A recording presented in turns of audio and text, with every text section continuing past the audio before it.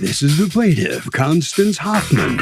She says her one-time friend, the defendant, stole her sewing machine. Won't give it back, and that's just not right. Friend or no friend, the woman's a thief, and she's here to teach her a lesson and is suing her for the $1,200 she's owed.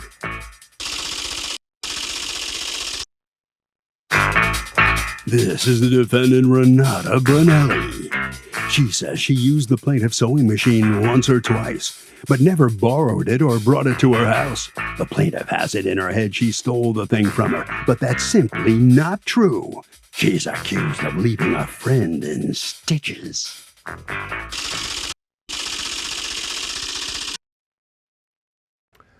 All parties, please raise your right hand.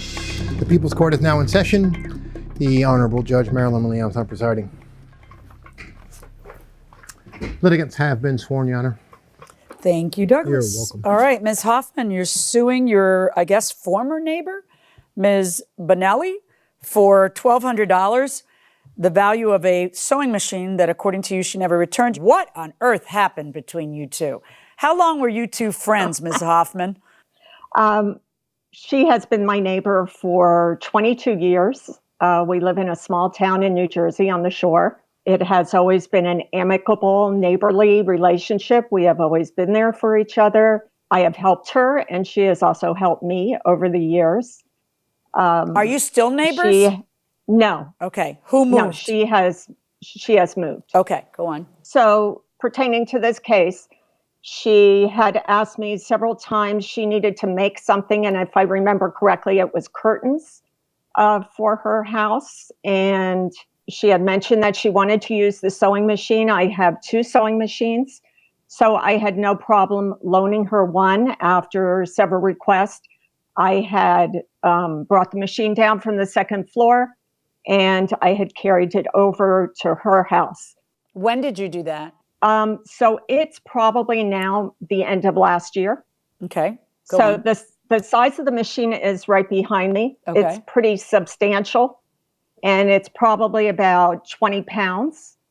Okay. My husband was outside working in the garage, and he saw me carry out the machine, and he stopped to ask me if he could help me carry it over, because there's steps in my house and then there's back steps to her house. Okay.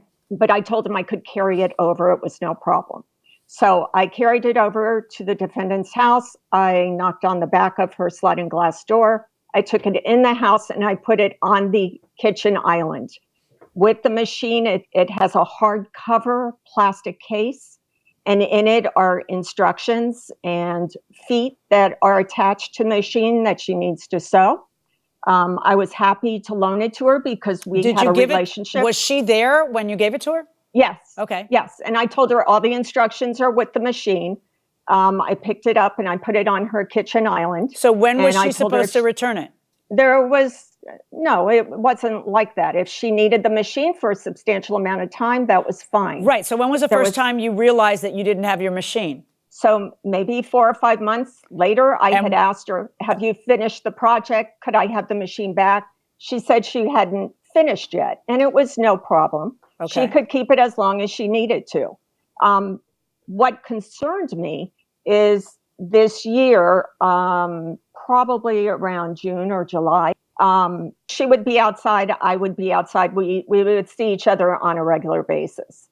So at her house next door to me, she has an open area because a lot of the houses here are elevated. She has an open area under her house. She has a lot of items under her house that are visible from the street. I noticed probably at the end of June that all of a sudden everything was cleaned up and her car was gone and she was no longer here anymore. She had never said anything about moving. And then, to be honest with you, I didn't even realize it till maybe a week or so later that she didn't return the machine, and now she wasn't living next door to me anymore. So did you text her? I did. And what'd you say? I just said, because I didn't even know she left. So, were your feelings hurt that she never said goodbye? Yeah, it was a little hurtful because we had been neighbors for a long time. Yeah, 20 years. Yeah, and she also knows that if she needed anything, we were here to help her. And over the years, we both helped each other. Okay. So yes, that is true. So so you So I text her and texted- what do you say? So I said, I hope you're doing well. And I just realized that you still have my sewing machine. And what was her And response? none. Okay. Didn't respond to What's it. going on, Ms. Benelli? I never received the sewing machine. So I actually have my own in the upstairs of my house. I had a complete sewing area. And quite honestly, I didn't use it that much because it's an unfinished attic that doesn't have any heat. The time that I used her sewing machine was in her sewing room in her house. That is the only time that I used it. The whole time that she's saying that she was asking me for it, she asked me for it twice. And on two separate occasions, I didn't respond because I didn't have the sewing machine. Why didn't you just respond and say, I don't have your sewing machine? Because I was in the middle of moving. I sold my house and moved. So all of my items were there. And I thought maybe I have it upstairs in my attic. Well, but I don't cleaned up. understand the maybe I have it. Either she loaned it to you or she didn't. Like I would She remember. didn't loan it to me. Well, you say that, but if you're saying maybe it was in my attic, then I guess you're not that sure about it, right? Can I ask you, like, it's kind of, after 20 years of being a neighbor, how is it that you didn't say goodbye, that you were moving? I'm just curious. Because while I had the buyers in my back patio, I overheard them. They had neighbors at their house in their backyard. Our houses are very close because it's the shore and they're 10 feet apart. And I overheard them talking to their friends saying that they were going to wait till I was financially unable to continue paying for my house and then they were going to buy it out from under me. Ooh. And I was appalled. And I never spoke to them again after that. 20 years, and now they're going to try to make money on my financial situation. And I realized. Yeah.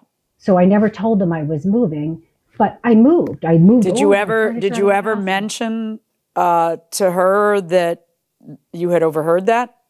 No, I didn't. It didn't warrant it. I couldn't believe it. Does that sound familiar, Ms. Hoffman, a discussion like that?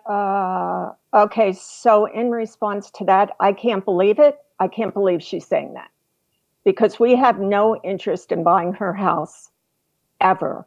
She had approached me several times asking me to loan her money so she could finish her unfinished second floor. And the answer was always no. We own a home here. We are not interested in any other home. So just that she's saying that is beyond my comprehension that she would say that. I knew something had happened. I did know something here had happened. That was for sure. That is not true. When did you close on the house, Ms. Benelli? June 22nd. Okay, so do you have any texts from before? Well, actually, you admit, Ms. Benelli, that she had been sending you texts saying, hey, you have my machine, and that you would just not answer, right? And now we have a motive for you to be angry to not answer and not return a machine. So why wouldn't I find that, in fact, you probably do have the machine, especially if you're saying things like, oh, maybe I had it. Like, that's just like kind of weird. How are you proving the value of this machine? Well, I looked on eBay and there have been some machines going from $900 to $1,100. What's so special about this machine? So it's not actually a sewing machine. It's actually a computer that sews. Because it's a computer-generated machine that I took lessons on. There's an embroidery attachment that comes with the machine. There's many feet involved in the machine. There's many hoops. Where is your proof of value? There's nothing I have except to look for a comparable price. But if I were to purchase another machine, I would go through a Bernina authorized dealer because the machines that you would purchase on eBay, the machines need to be serviced on a regular basis. So if I purchase something on eBay to replace the machine, it may not work. How old is the machine? When did you buy it? Do you have a receipt for the machine? No, the store that I purchased it from is now closed. It's probably a 20-year-old machine. I've had it for many, many years. And the only reason I'm concerned is that I have an emotional attachment to this machine. I have made many, many items for my grandchildren on this machine and for a lot of people that I know. And a lot of time has been invested learning how to but that doesn't raise the value of the machine, just that I totally you have what was the model of the machine? It's an Artista 165. with an embroidery attachment. Give me a moment, but I folks. do want to add about the sewing machine. I have my own sewing machine, $1,000 sewing machine of my own. It's directly behind me. I've had it for 10 years. So why'd you borrow hers? It does embroider. I never did. Except for that, why were you saying then that maybe you had it because I have so much stuff?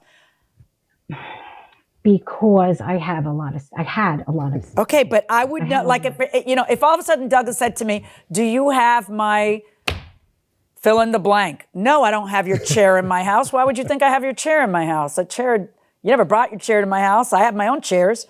Why are you wondering if I have your chair? Like, it would be such a different discussion. You say that when she would text you and say, do you have my machine? Do you have my machine? You would completely blow her off. You just wouldn't even answer her. Twice. Which sound right. Twice your neighbor texts you and you don't answer her, as opposed to saying, I don't have your machine. If you actually didn't have a machine, I think that's what you would say. The thing is, I didn't get a chance to go upstairs to look for it. Why would you look for something if you didn't borrow it? So what I think happened is that you borrowed it and then you were angry about what you overheard because you thought it was rude as heck that someone would capitalize on your misfortune. And, so that's what it sounds like, According to you, Ms. Huffman, what you have to replace is the actual sewing machine, not the embroidery module, because you didn't give that to her, right? That is correct. I can't believe how expensive these things are, actually, to be honest with you.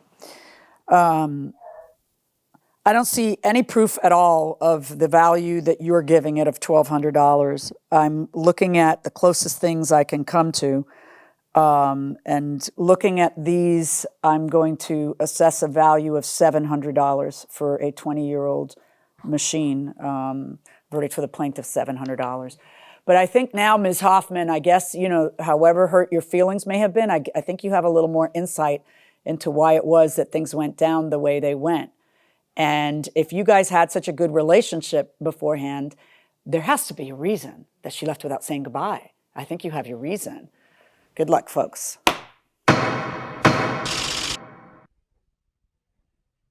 So the plaintiff is going to get money for the sewing machine, $700, not the $1,200 she was seeking. Ms. Benelli, you're going to have to give her the $700. What's your reaction to this? I do not have her sewing machine. I have my own sewing machine. I didn't borrow it. I'm sorry that she doesn't have it, but I do not have that sewing machine. Well, that's your opinion, but the judge actually thinks you do have it, and that's why you owe her the $700. Ms. Hoffman, well, you're going to get $700. Were you surprised to hear Ms. Benelli's comments about what she overheard you guys talking about? You denied it. Yeah, it's very interesting how people make up things, which is exactly what that was. So on top of her leaving, if that's what her belief is, that's totally untrue. We've only been here to help her over the years, and it's extremely disappointing people behave this way. All right. Thank you very much. Congratulations. You got $700. Harvey? Doug, I got to tell you, we've talked about this for a while now, that if you're involved in a dispute, evidence is king. And the best evidence, I think, when you're involved in a dispute with somebody, especially if there's not a written contract, is to get some kind of a text cementing your position. Send a text to the other person stating your position. They may come back to you with a statement that really helps you. At the very least, state your own position in a text and bring it to court. My son took my husband's gold-plated pen and pencil set. He did not have my permission to take it. I want it back, and he won't return it. What can I do to get it back? It has sentimental value to me alone. Well, my first question would be, who does it belong to? Does it belong to you or to your husband? Right. I kind of felt like there was an implication he may be deceased. Yeah. That's how I kind of took it. Right. So assuming that that is her property at this point, and it used to belong to someone else, there's obviously she could call the police. What proof does she have that he took it? Right.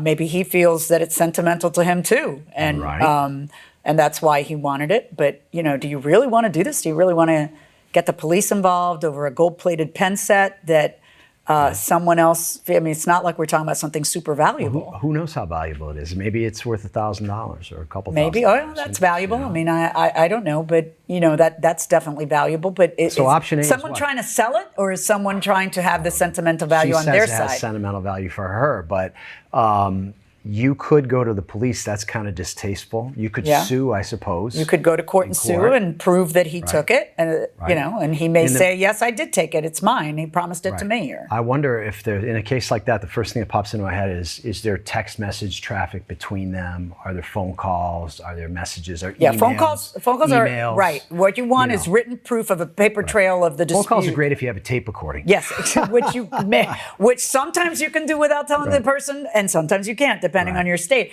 So really, Mom could wear a wire. Right. The best evidence would be, some kind of proof that it doesn't belong to him and that he admits he has it. But why? Why would you do that? Is that something that you would want? Do you think your deceased husband would want that? I mean, let it go.